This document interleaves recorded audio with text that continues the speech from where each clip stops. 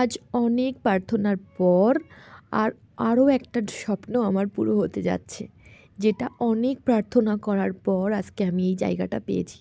তাই সবাইকে জানাচ্ছি রাধে রাধে।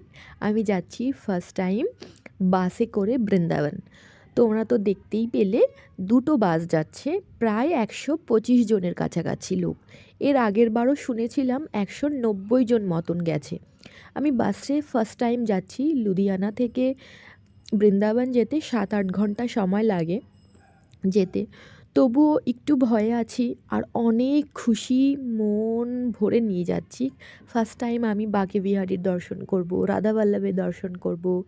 জানি না, অনেক কিছুই শুনেছি বৃন্দাবন সম্পর্কে, যে তার দর্শন পাওয়া নাকি খুব ভাগ্যের ব্যাপার।